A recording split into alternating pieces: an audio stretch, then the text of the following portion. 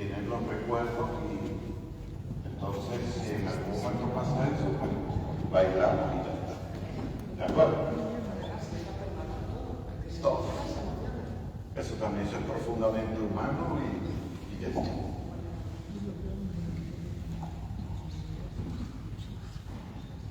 Bueno, buenas tardes a todos, todas. Y bueno, esto me comentaron que porque no se daba un poco una charla y tal de los últimos acontecimientos que se están viviendo en una parte importante del mundo como es el Oriente Medio o el Medio Oriente. Y hoy quisiera más que hablar de una situación, digamos, geopolítica, que lo tocaremos, por supuesto, quisiera más bien tocar desde el lado que no se habla, ¿no? Porque no se habla de las víctimas. Siempre hablamos del victimario, ¿no? Quiénes son los malos en la película, pero no se habla los que sufren, de los que sufren, y de los que sufren más, que son los niños. Y los que sufren más, los niños con necesidades especiales, o los niños, pues, digamos, porque cuando hay una guerra, en una zona hay niños ciegos, hay niños en sillas de ruedas, hay niños sordos, hay niños con síndrome de Down, hay niños con retraso mental, y entonces la guerra sobre estos niños, digamos que podríamos decir que es las víctimas entre las víctimas, ¿no? La última vez me tocó más estar con este tipo de chicos, estar con chicos con retrasos mentales, algunos desde el vientre materno, otros la misma guerra les ha hecho tener alguna tara, niños con grados de demencia, desde muy leves hasta muy severos, niños que luego las minas, los bombardeos les han dejado amputados un brazo, una pierna, la vista. Entonces me ha tocado más esta última vez estar con este tipo de población. Normalmente siempre he estado con población adulta, ¿vale?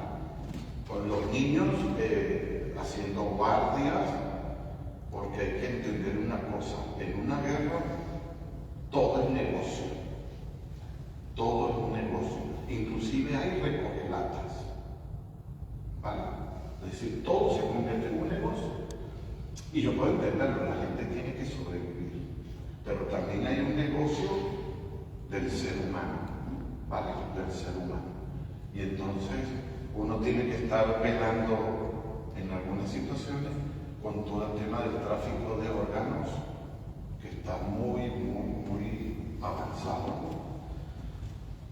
Me han dicho que ahora con la guerra de Irán, los pulmones, corazones, riñones han bajado de precio. Imagínate tú en qué tipo de mercado estamos metidos. En pocas guerras es difícil conseguir un corazón. Cuando hay muchas guerras hay más víctimas y podemos jugar más con ellos. Entonces, la realidad de los niños y niñas víctimas de las guerras y regímenes de terror. Y me voy a centrar un poco más en lo que es Siria. Bueno, a Siria normalmente voy, pero luego Irak, Palestina, Líbano y algo de Afganistán, que los niños siguen sufriendo por el tema de las minas y por ciertos regímenes. A veces, cuando se envió la información, hubo una persona que me puso, espero que hables de que el culpable de todos es Estados Unidos. Yo no vengo aquí ni a hablar quién es culpable ni quién no es culpable, sino de las víctimas. ¿No? Y bueno, vamos a ir viendo un poco. Primero definir lo que es un régimen de terror, ¿no? Primero, el régimen de terror o terrorismo de Estado es un sistema político que utiliza la violencia sistemática, el miedo y la coacción extrema para controlar a su población. Es decir, que un Estado terrorista Es un Estado que mantiene a la gente en terror, ¿no? Hay grupos que vigilan, hay grupos paramilitares, hay grupos, ¿no? Que si tú no comulgas con esas ideas, pues te puede ir bastante mal. Es decir, eso es normal entre comillas. En todos lados hay cierto régimen de terror. Yo podría decir Estados Unidos con respecto a los inmigrantes es un régimen de terror. ¿De acuerdo? Es un régimen de terror. Pero Al-Qaeda y Hamas también son regímenes de terror apoyados por determinados gobiernos. Entonces aquí, eso son cosas que existen y no es que nos las inventemos. Lo que pasa es que cuando estamos en una sociedad tan polarizada, si tú dices, es caro, qué bonito es, los de Echeverría dicen, claro, él está con escaros, si estamos polarizados. Si yo digo, Ochagavía, ¿verdad? Ese río tan bello en el medio, otros dirán, claro, como él vive en Ochagavía, entonces al final siempre te meten en un grupo, ¿no? En un grupo. Y en esta sociedad polarizada ese es el peligro, porque si nos metemos en grupos, olvidamos a las víctimas y nos quedamos siempre en el nivel de los malos y los buenos. Y luego también existe un conflicto armado, que son los países que buscan expansionismo, ganar terreno, o el imperialismo, y recursos naturales y energía. Entonces, claro, hay una mezcla entre regímenes de terror y una guerra de intereses económicos y políticos. ¿Vale?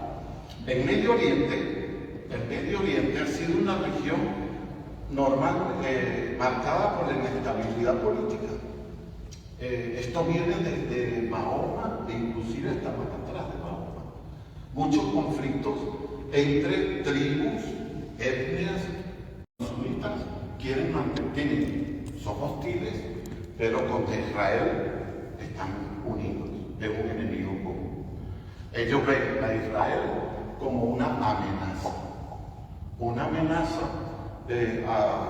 a su cultura, una amenaza a su poder económico, una amenaza en todos los aspectos, inclusive como militar. ¿Okay? Los chiíes están liderados por Irán, ven a Israel como el enemigo existencial y ideológico, y luego Israel ve a Irán como una amenaza existencial. Estos dos siempre han estado en conflicto. Mientras que los suníes, siendo la mayoría, suelen oponerse a Israel por solidaridad a la causa de Palestina. ¿Ok? Porque dicen, a ver, en Palestina la mayoría son suníes, tenemos que estar con ellos. Pero es que Israel nos interesa también, porque estamos hablando de Arabia Saudita y de muchos países que tienen una vinculación con Israel y con Estados Unidos. Pero están metidos en Palestina. Entonces vamos a hacer una cosa, de vez en cuando decimos algo y de vez en cuando nos callamos. No, es una posición un poco ambigua. Israel tiene muchos intereses, por supuesto, estratégicos aquí.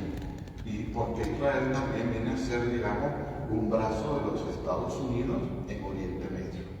¿Vale? Más o menos rápidamente y para entrar más en el tema. A esto sumamos a Estados Unidos y Rusia, que desde afuera meten sus manos. Estados Unidos actúa principalmente para dar seguridad a Israel, a Arabia Saudita y los países del Golfo. Todos estos países, digan lo que digan, les conviene estar bajo la sombra de Estados Unidos, para que no se lo coman los otros, y porque con Estados Unidos pues mantienen un montón de comercio y sus países pueden estar prósperos, lo que tú quieras, el informe que te dé la gana. Buscan proteger las rutas comerciales de Estados Unidos, el suministro de energía, y apoya a Israel en controlar Palestina, Siria y Líbano. ¿Por qué? Porque para Estados Unidos, Palestina, Siria, sobre todo antes con el dictador, y el Líbano, no son amigos nuestros. Entonces hay que tenerlos controlados. Y entonces, esa es la realidad de Estados Unidos. Evidentemente todo es comercio y todo es energía. Nada es población, nada es obreros. Y Rusia, que ahora está desgastada, no por Ucrania, sino por la guerra que tuvo en Siria, mantiene lazos estratégicos con Irán y con Siria. Y claro, siempre buscan los intereses energéticos, la exportación de armas, y quiere tener una relación fuerte con Turquía.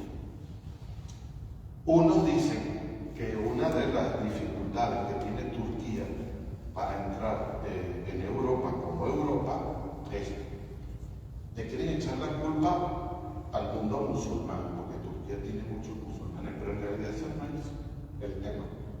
El tema es que si Turquía entra a Europa, Rusia no tiene mucho poder entonces con Turquía. Entonces Rusia lo que está apoyando a Turquía es para que no entre en la comunidad económica y pueda tener cierta influencia entre ellos, porque Turquía es un país pues, poderoso. Entonces, como podemos ver, chiitas suníes. Después, entre chiitas y suníes, conflictos entre los países. Y luego se meten estas dos bellezas, ¿no?, a su beneficio. Entonces, si a mí me interesa, lo que estaba poniendo ese ejemplo es así. No es que ni Estados Unidos ni Rusia den la vida por ti. No, les interesa lo que tú quieres. Y si te tienen que apoyar, para eso te apoyarán. Y si tienen que apoyar a otros para que te invadan, lo harán. Pero no es por ti ni por ideología, es por comercio. A todo esto le sumamos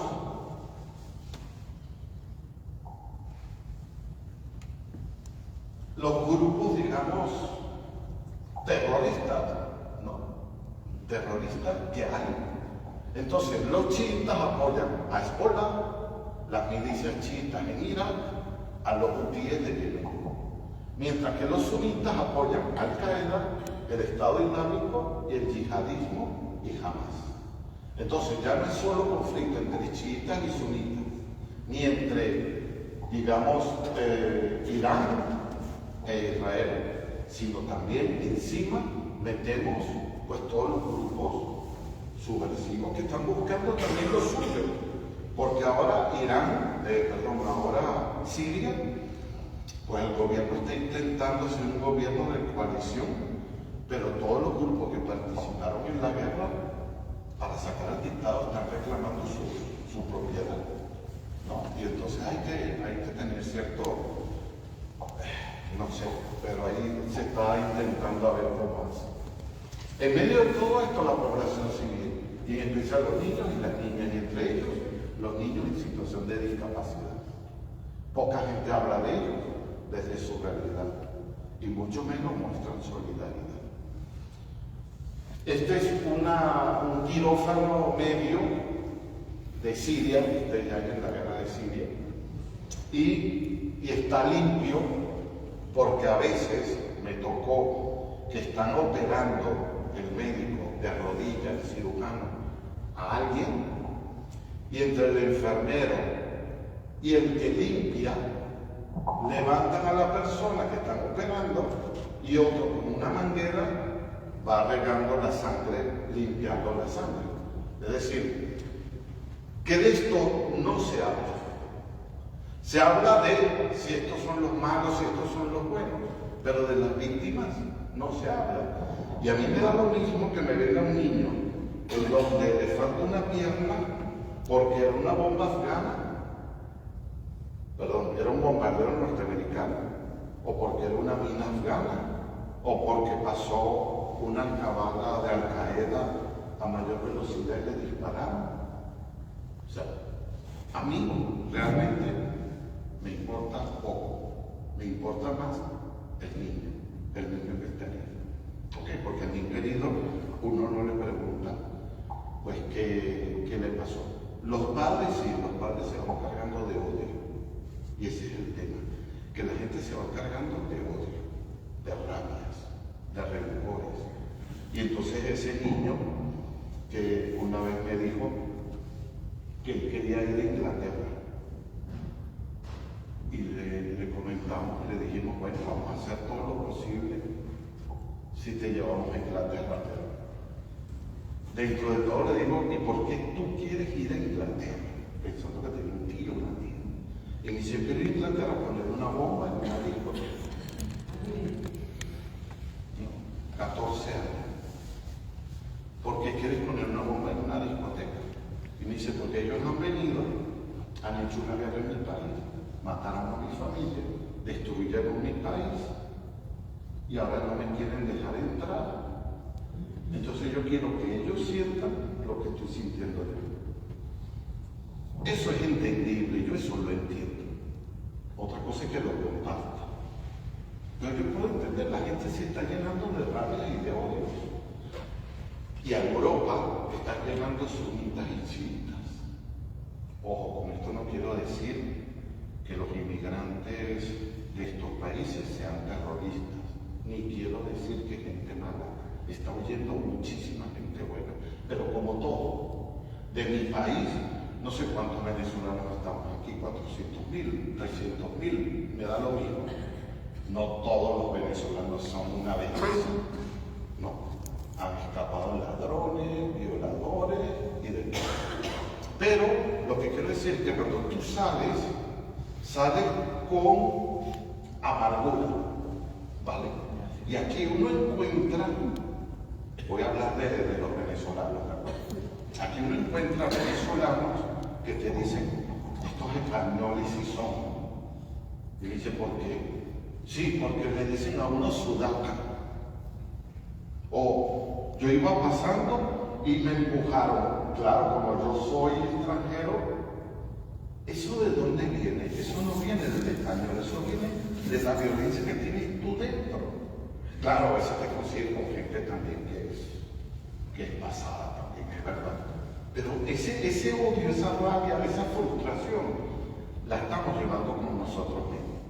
Entonces, este tipo de padres, que una bomba, un mortero, una mina, le destruyó al hijo o a su familia, en cierta medida, o tiene todo un trabajo para reconciliar esa situación de dolor, o ese dolor se lo va a llevar donde vaya. No, se lo va a llevar. Muchas veces sufrirá solo y va a sufrir solo.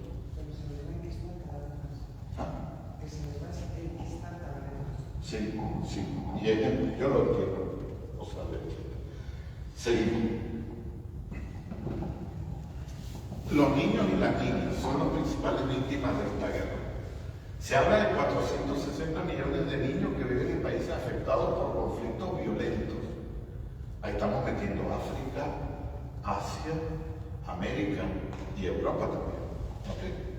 Muchas veces son huérfanos o niños no acompañados en busca de seguridad. Solo el Oriente Medio son aproximadamente 17 millones. O sea, 17 millones de niños, unos tienen familia en su ciudad de origen, otros no se sabe si tienen familia o no la tienen. En una tienda que me tocó una de las veces que estuve, en la tienda había aproximadamente 17.000 niños.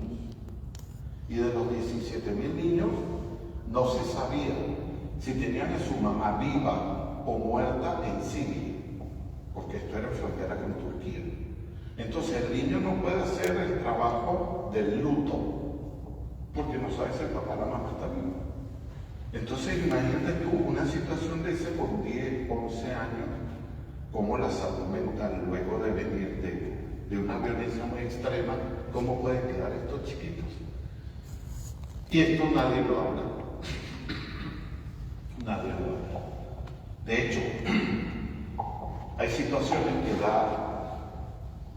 para que no dé rabia, da risa.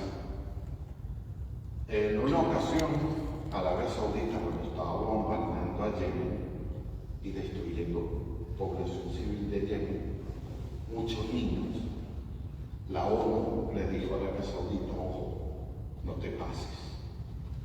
Arabia Saudita dijo, si me lo prohíben, no apoyo a UNICEF, no les doy dinero a UNICEF. ¿Y qué hace Naciones Unidas? Ve para otro lado.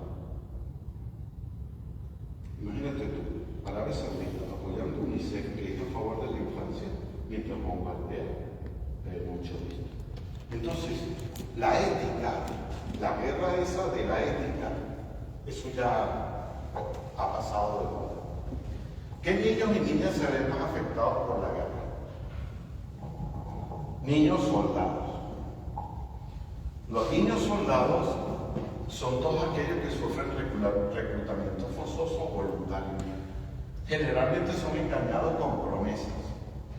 Es decir, dice donde ves, dice, si te niños hay que tener mucho cuidado, porque los niños desaparecían o para vender órganos, no, y te decían cuánto estaba el niño completo, cuánto vale un niño completo para la adopción. A lo mejor una familia alemana que quiera adoptar un niño y es capaz de dar 100.000 euros. Pero si el niño despedazado me da más, pues no lo vendo, porque a lo mejor el corazón me vale tanto, los pulmones, los fluidos, la piel, la córnea, todo vale tanto, a lo mejor el niño me vale más de 300.000, pues entonces no lo vendo, lo pico. Y eso es pan diario, o sea, eso se vive, ¿no? Y otras veces se le dice al niño que encontraron a su papá, encontraron a su mamá, que lo van a llevar, bueno, el niño se monta en cualquier coche, se le dicen eso, y lo llevan y lo vuelven esclavos sexuales. Y entonces muchas de estas niñas terminan en algún prostíbulo, en una casa clandestina de Europa o del mundo, ¿no? Prostituidas.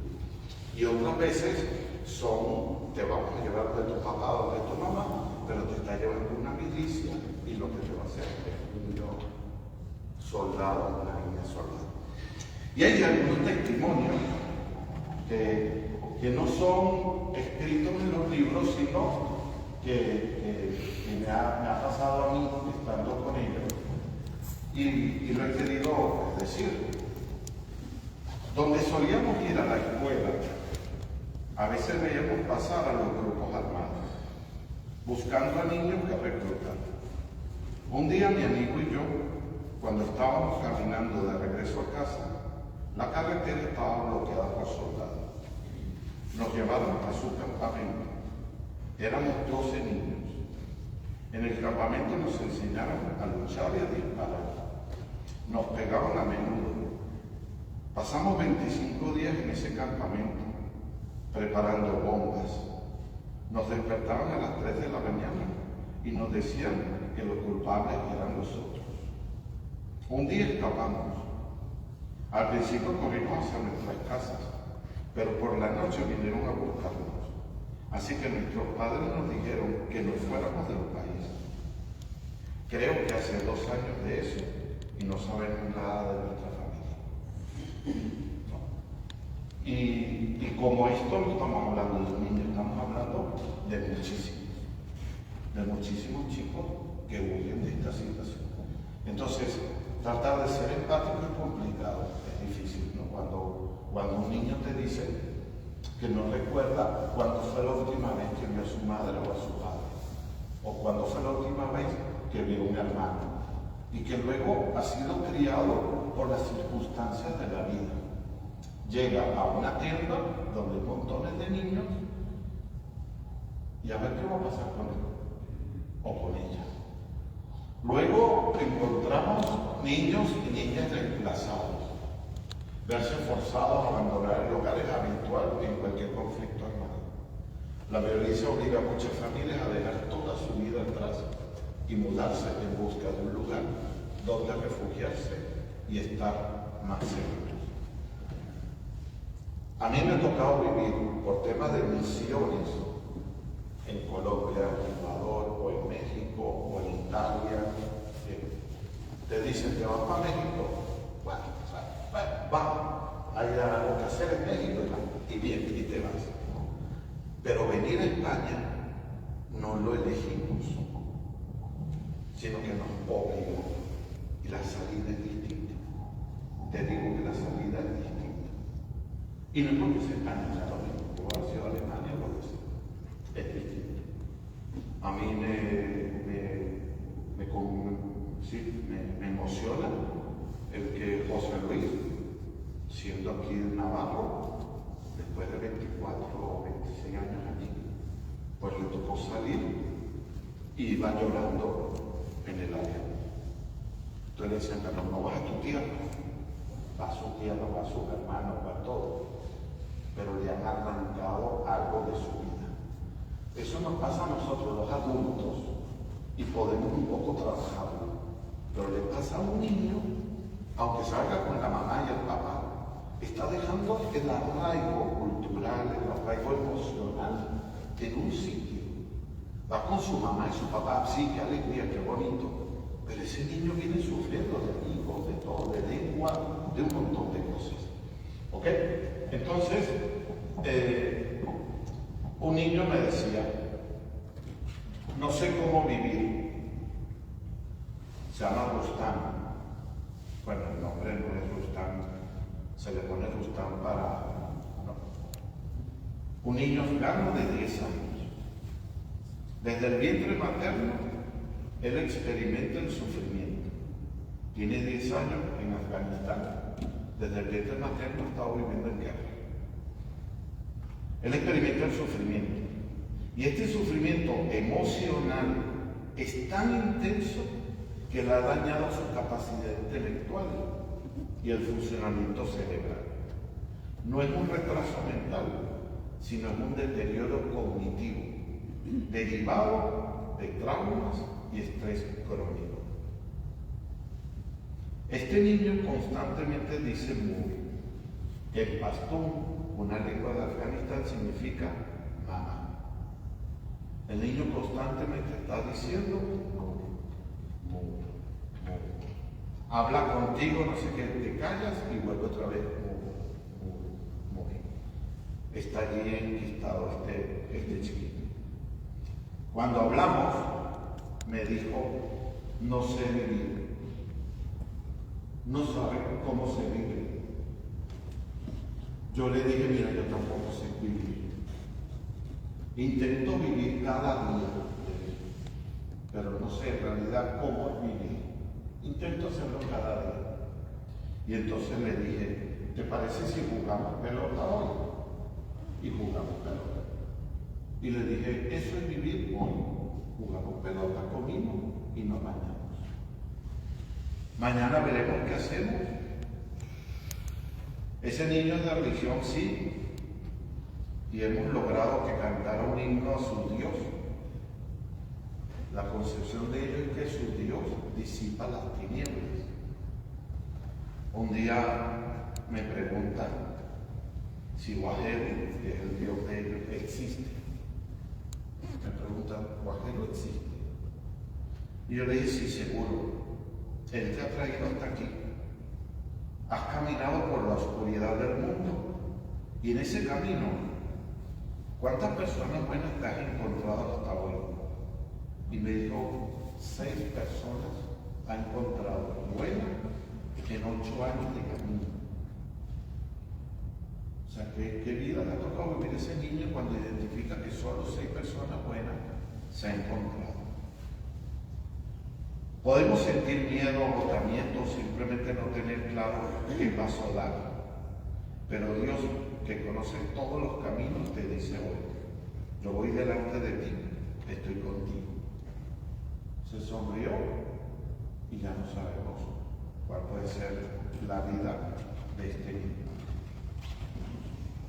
Niños que les toca vivir estas realidades. Niños soldados, un chico afgano. Niños que de repente tienen que dejar el país porque le falta una pierna, hizo una mina o una bomba o lo que sea, y solo en la vida. Y tiendas llenas de niños, pues esa es la cara que ponían, por lo menos cuando yo estuve aquí, cuando llegaban los camiones cargando cuerpos de gente asesinada al campo. Los niños ponían esa cara a ver si estaba su papá, si estaba su mamá o algún hermano. Y la verdad que uno no sabe si en esos momentos uno no sabe y dices, ojalá esté la mamá, aunque esté muerta, pero ojalá esté la madre, que se monte sobre ella y llore sobre su madre. Porque si no va a seguir con esa incertidumbre de dónde está su mamá. Son pensamientos que ya saben cómo son los pensamientos, ¿no? Que vienen y que van. C.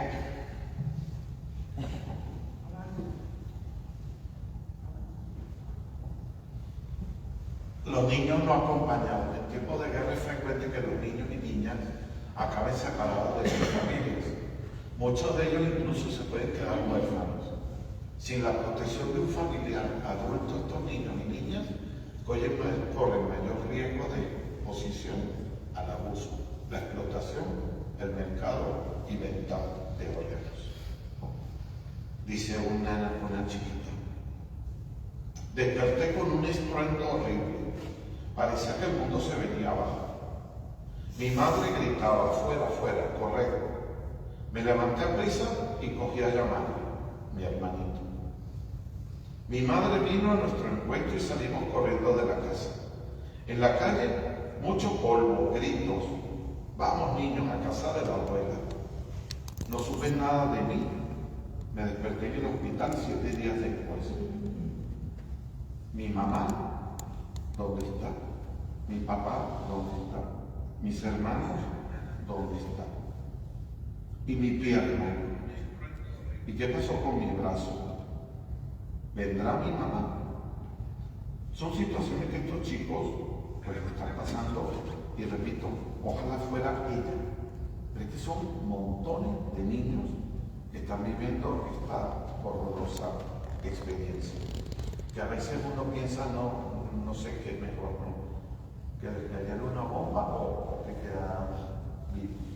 Son situaciones que son las que son. Niños y niñas que sufren violencia sexual. En el caso de las niñas sistemáticamente sometidas a violaciones, posibles infecciones como el VIH. Muchas niñas y mujeres son secuestradas como esclavas y sufren abusos durante periodos largos de tiempo. Se dice, yo en las estadísticas la verdad que creo poco, pero uno de cada 9 minutos está siendo violado una chica. Se dice que 153 por día. No lo sé. Lo cierto es que llama mucho la atención, volviendo al tema de los órganos, como muchísimos hombres y mujeres, si le levantas una zona verás una cicatriz aquí. Muchos venden el riñón para sacar a su hijo y llevarlo a Roma.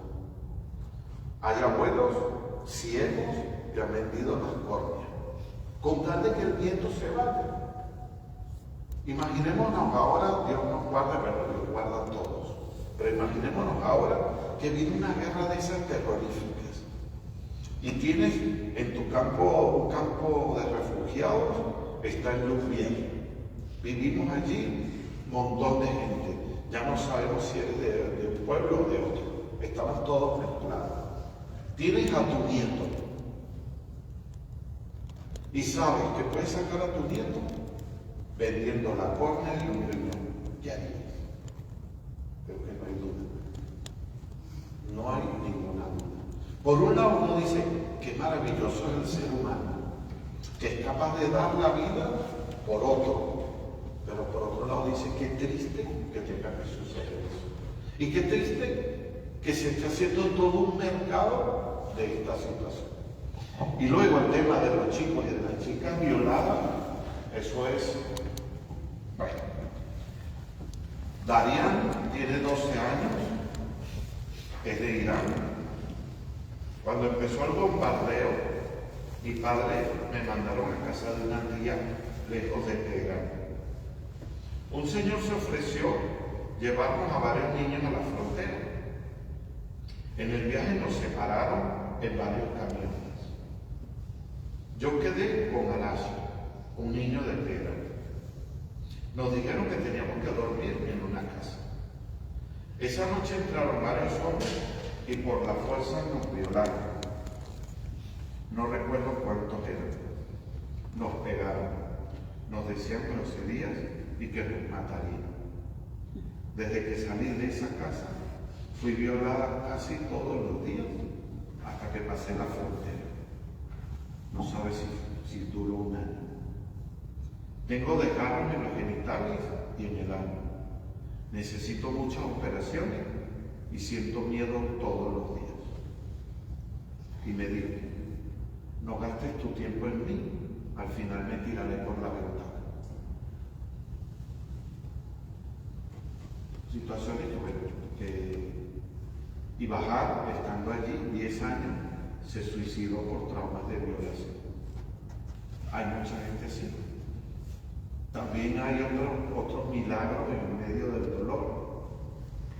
Hay muchos hombres, madres, montones, pero muchos hombres que son capaces de hablar con el soldado de turno, porque el soldado de turno puede ser de cualquier país, y puede decir, si me violas, ¿cuánto me das?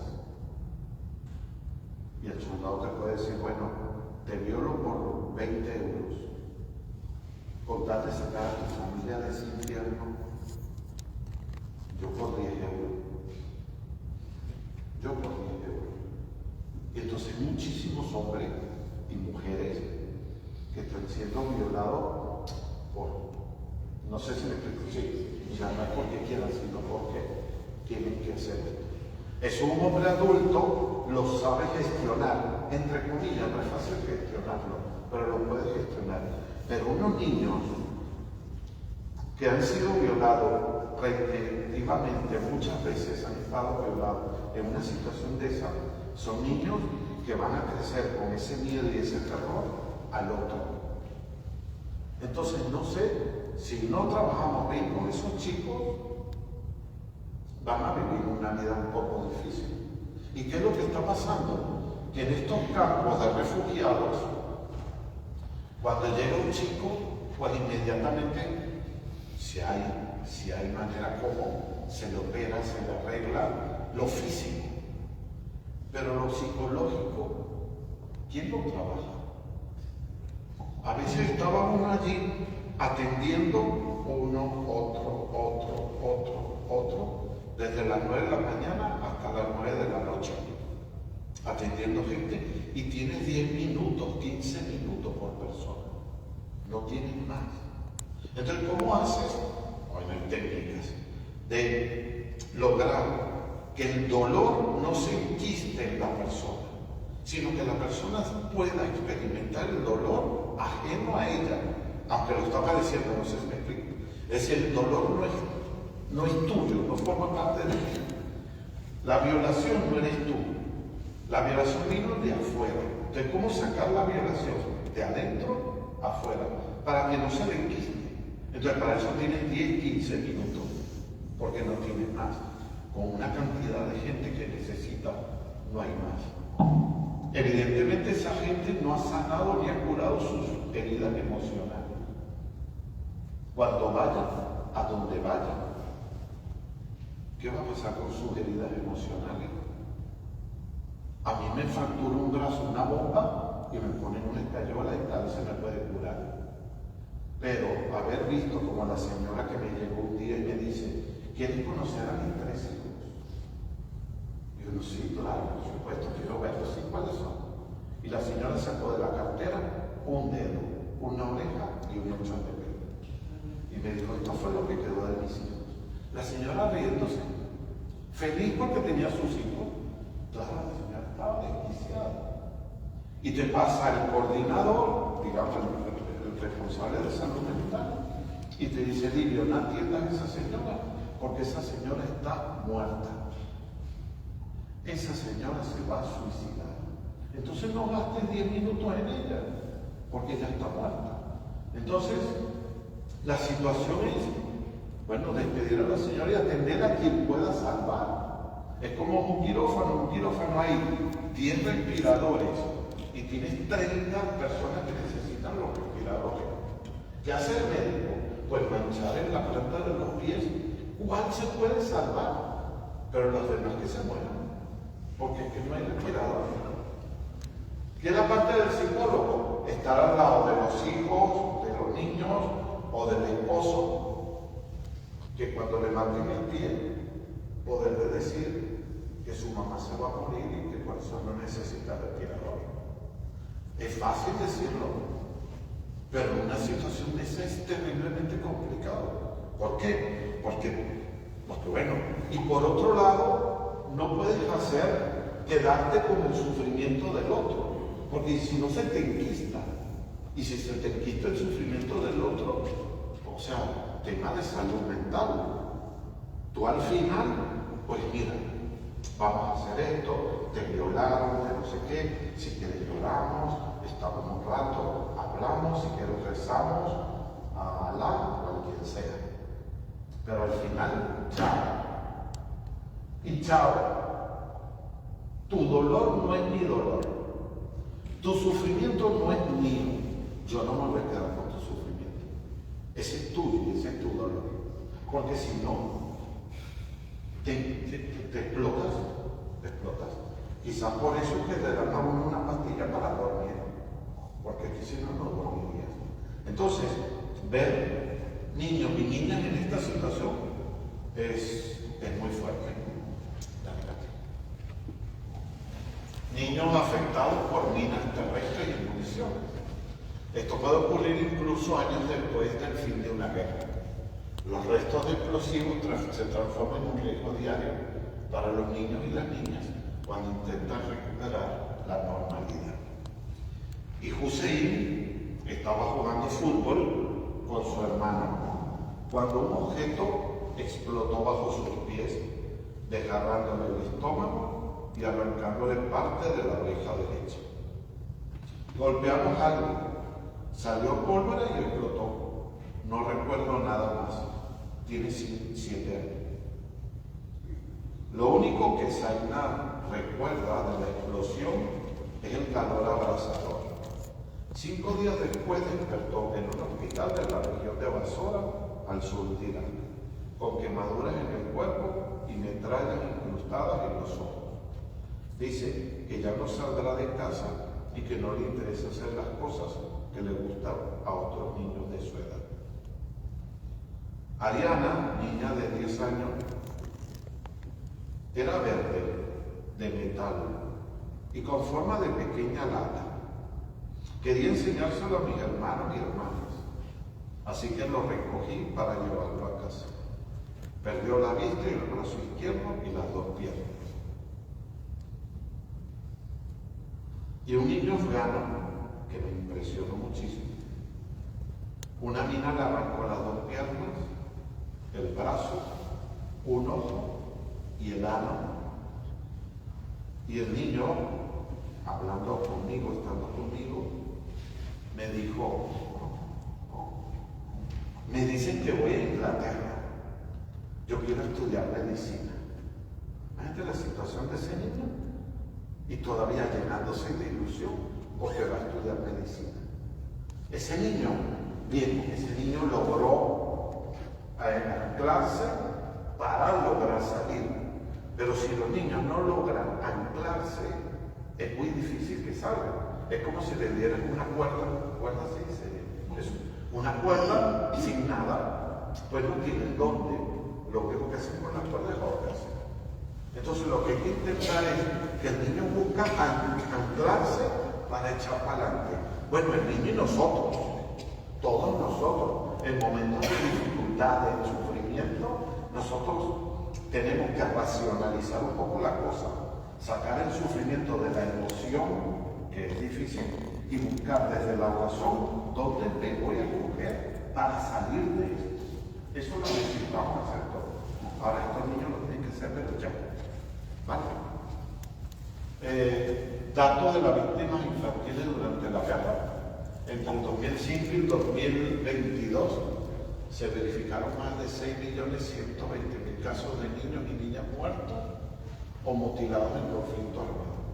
Y más de 1.105.000 casos de niños reclutados y utilizados por grupos beligerantes.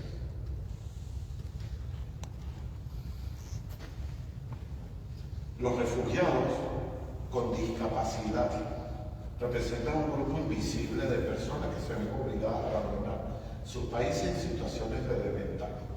Tú imagínate estos niños, pero con síndrome de Down. No.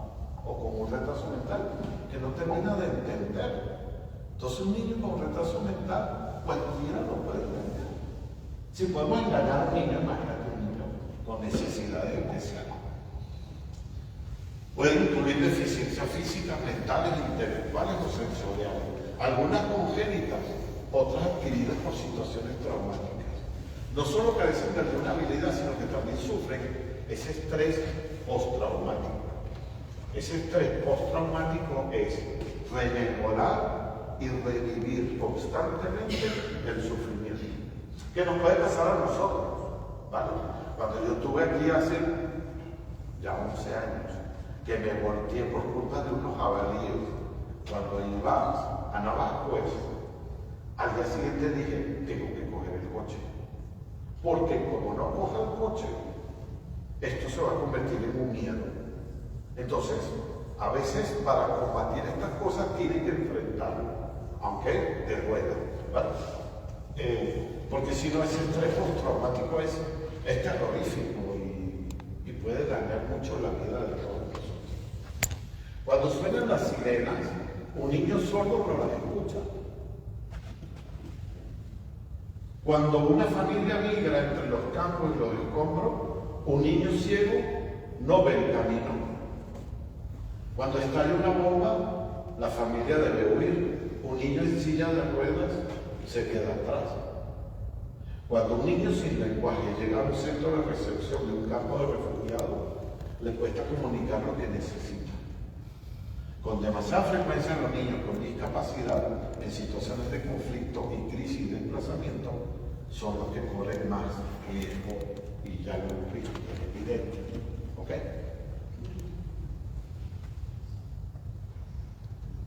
Fotos de pequeños. En la guerra de Siria, cuando empezó lo de Alepo, se descubrió ese niño dentro de los escombros. No se sabe cuánto tiempo había estado ese niño debajo de los escombros. Y nunca se supo quién era, dónde era, de qué familia era. Ese niño se quedó así, después lo lavaron, lo limpiaron, todo, pero siguió así, como una especie de estado catatónico de la impresión. Entonces ese niño pues, viene pero fruto de un trauma.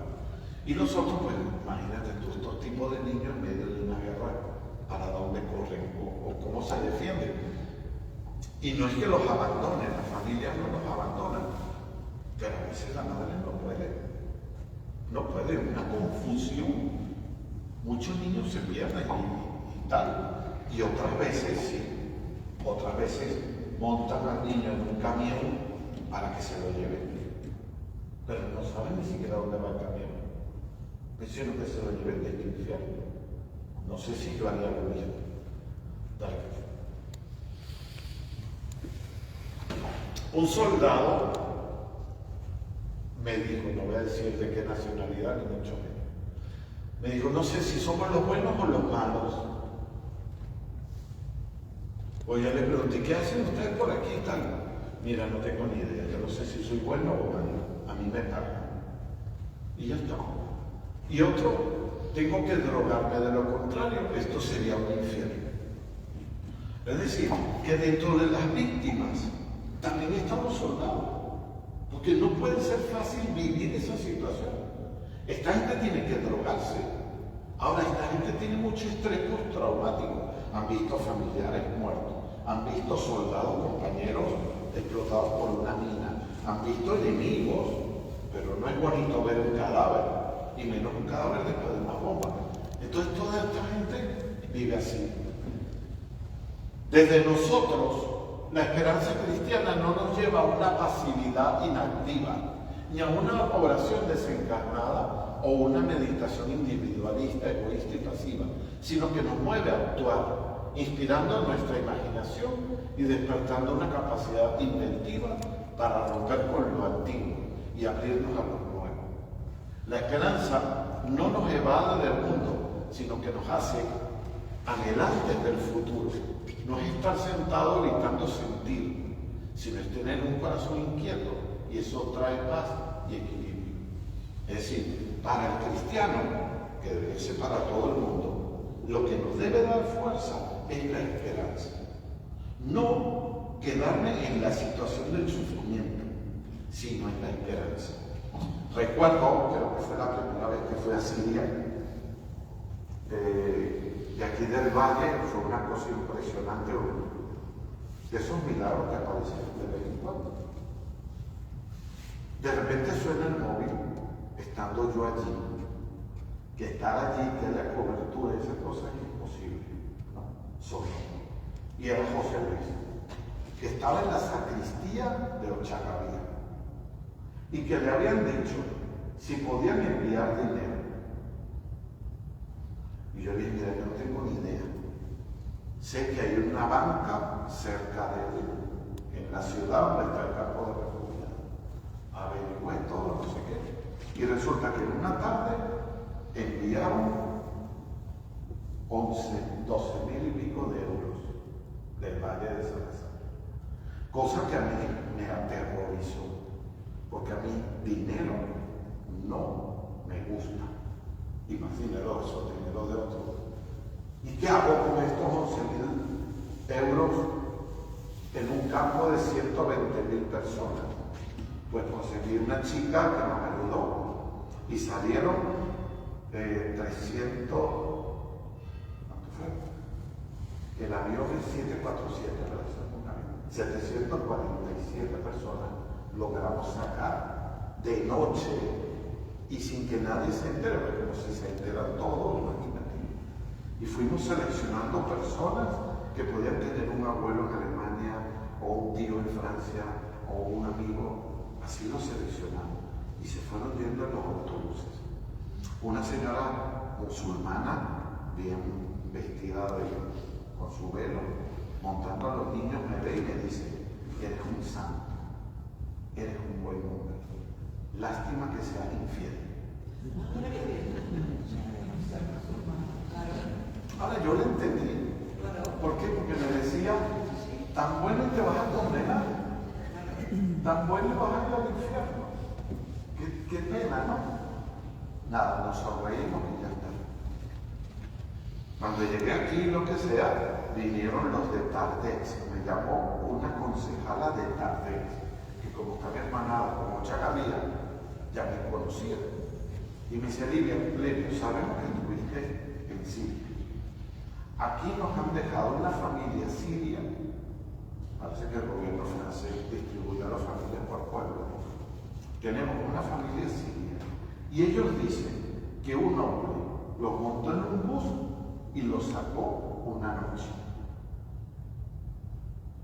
Y aunque, como habíamos hablado, esa gente de Tardex trajeron a esa familia, el esposo, la esposa y el niño. Ellos sí le recordaban, yo no lo recordaba. Te da alegría porque dices, mira, ahora tienen un francesito, no, tienen otro, y han echado para adelante lo que sea, ¿verdad? Bien, esa cosa que abre la esperanza. Sí, pero es uno en un millón. No sé, me centro en el uno.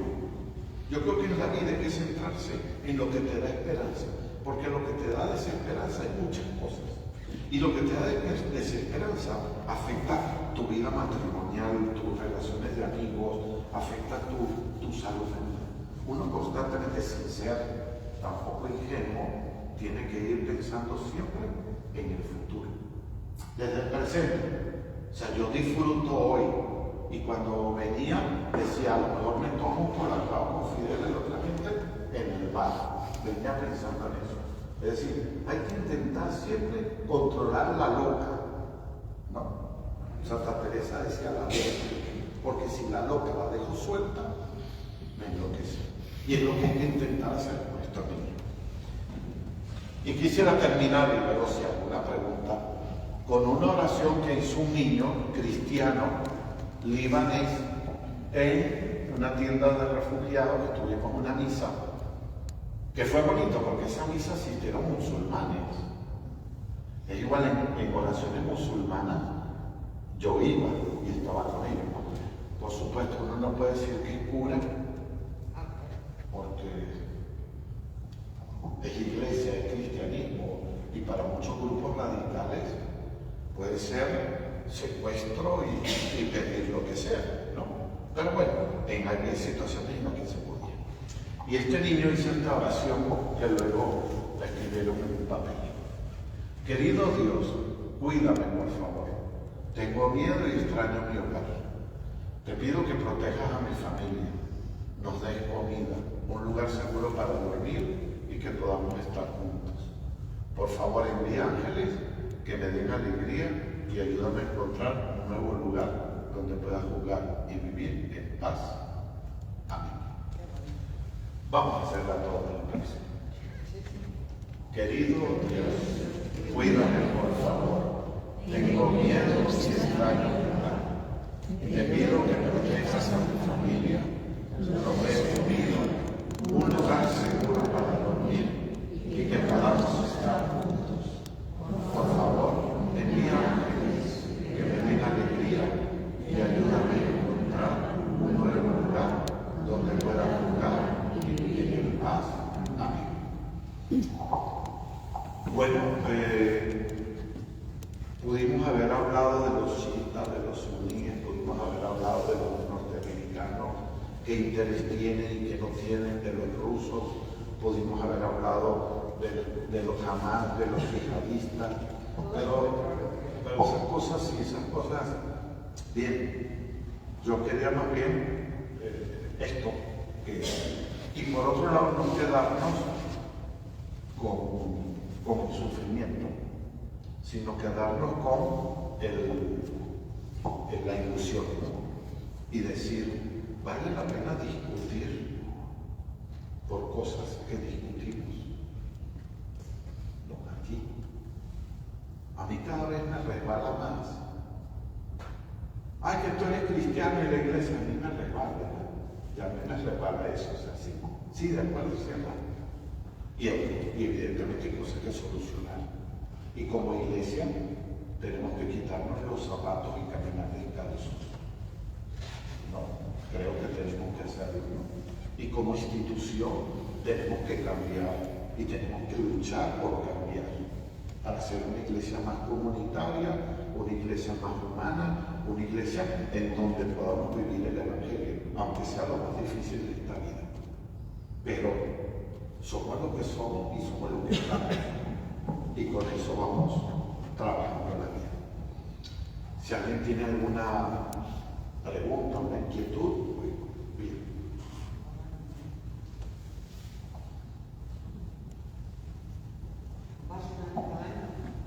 Sí. Intento ir una vez al año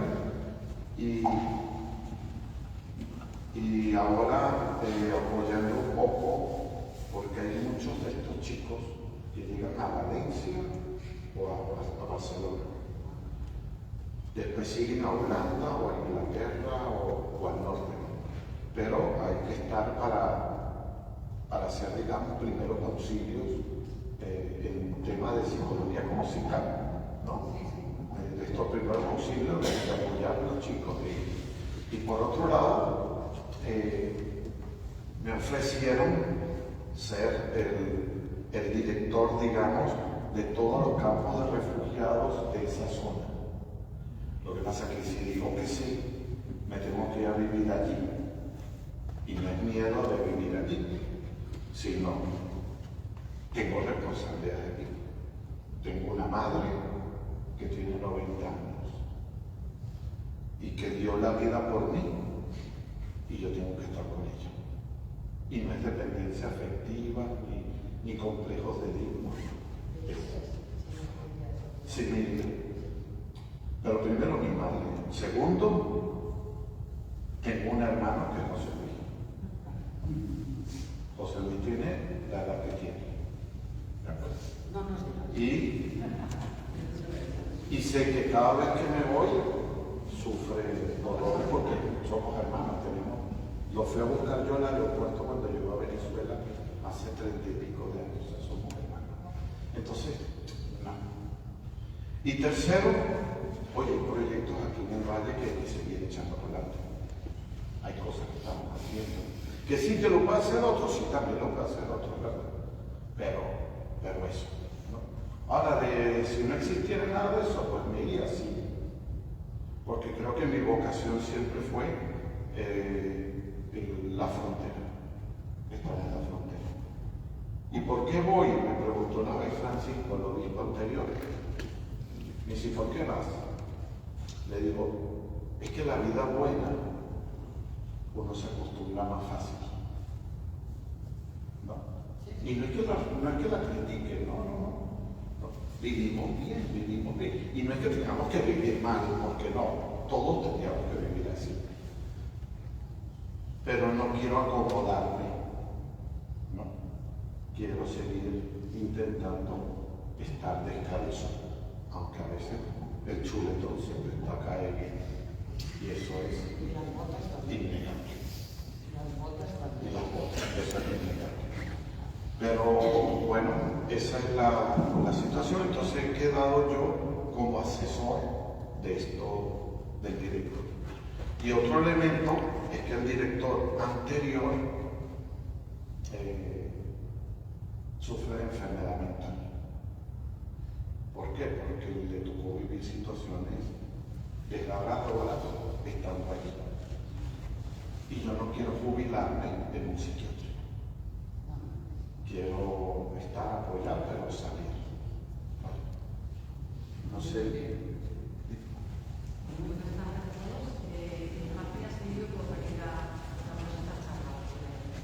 Quería comentarte, o sea, ¿cómo se preparan a diariamente como psicólogos, voluntarios y psicólogos, para afrontaros a estas catástrofes? O sea, no quedaros, como bien nos has dicho, con ese dolor, con ese trauma. Es fácil lo que has comentado. Si un día voy pensando, tengo un compañero que vamos por acá, pero no todos los días la cabeza está tan fuerte, ¿no? Como para pensar, o salgo hoy me distraigo de un paseo.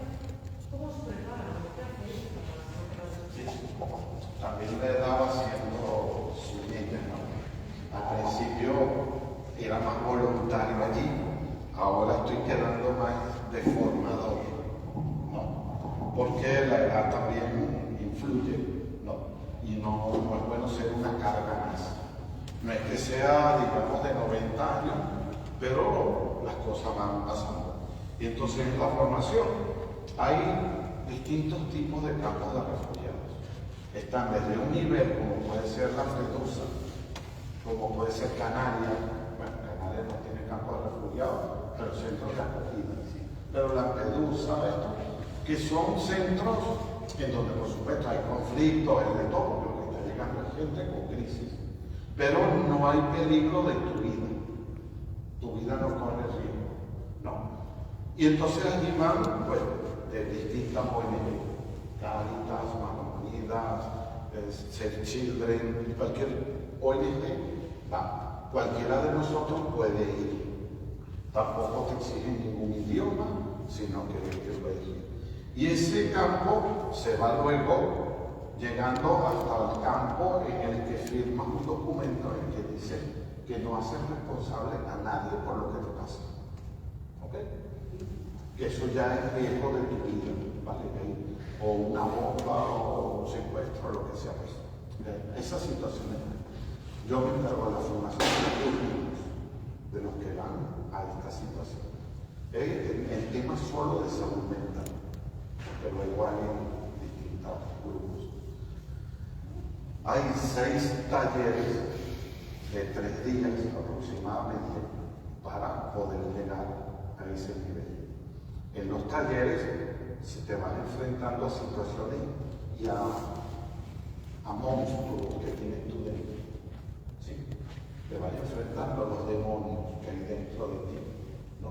Como puede ser el miedo. El miedo. No puede haber el miedo paralizante, porque si no, no ayudas. No puede haber tampoco una empatía exagerada, porque si no, no ayudas. Entonces hay distintas cosas, desde los protocolos de qué hacer si hay armas químicas, cómo salvarte tú y no a los demás.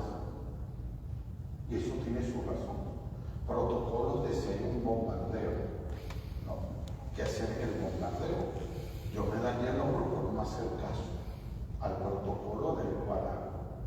Porque el protocolo dice, apenas escuchas una bomba, vienen más. Entonces, busca meterte donde sea y taparte. Y no te importa si hay gente, niños, ancianos, tú sálvate.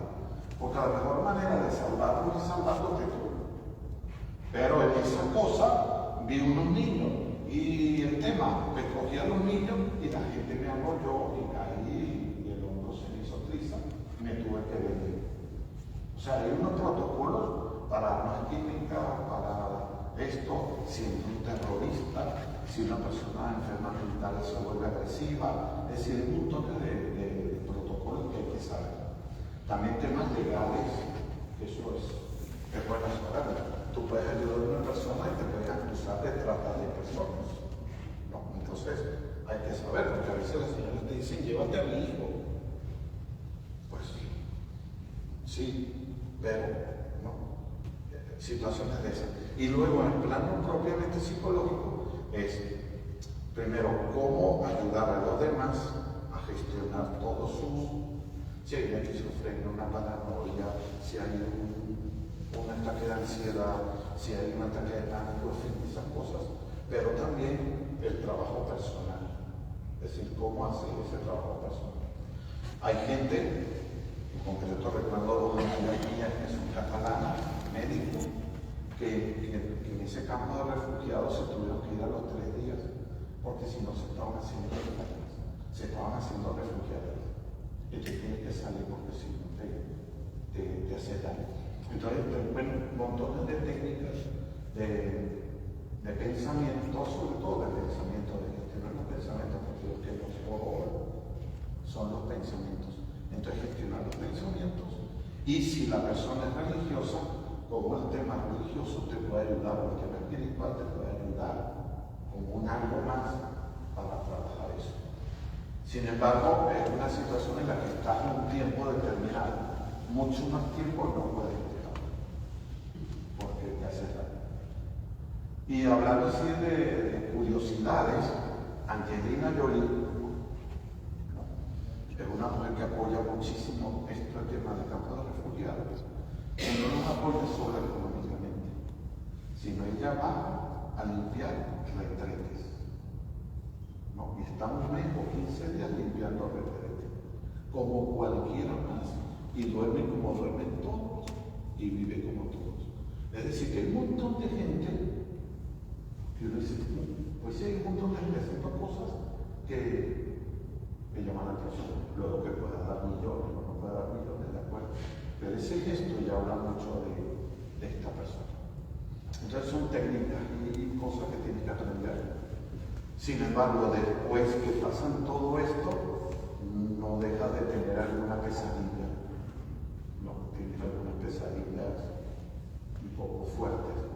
Pero bueno, te despiertas y ya está, te vuelves a dormir en mi caso. ¿Ayuda psicológica?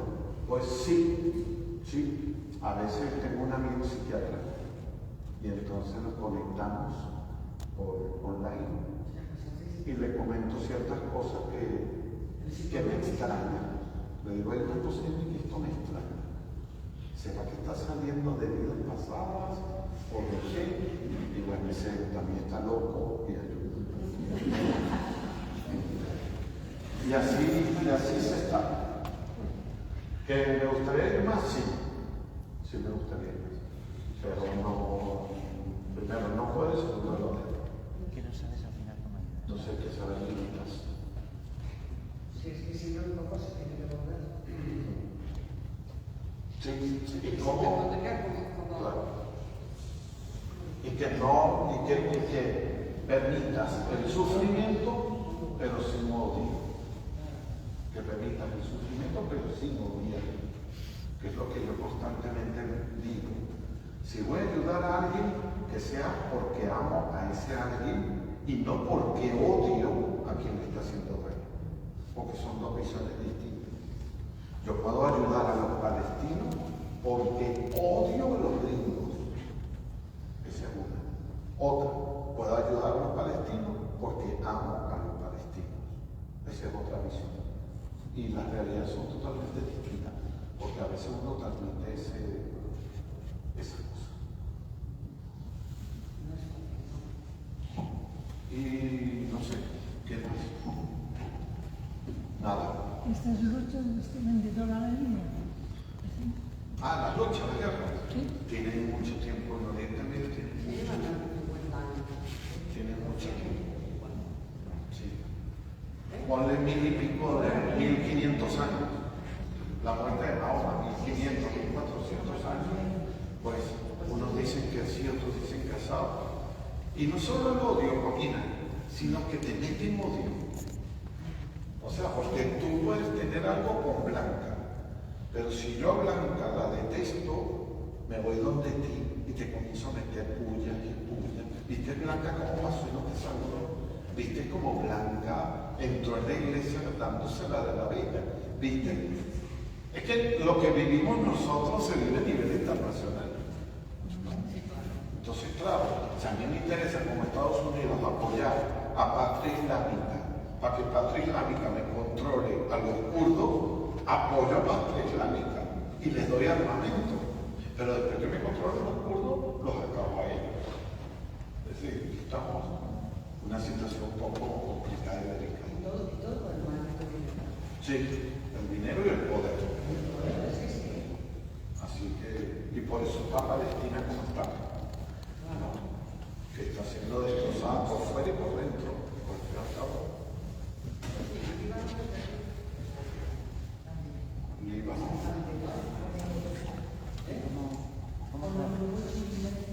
Sí, claro, pero Es fácil pensar que se van a perder ya muchas generaciones. ¿Cómo trabajáis en la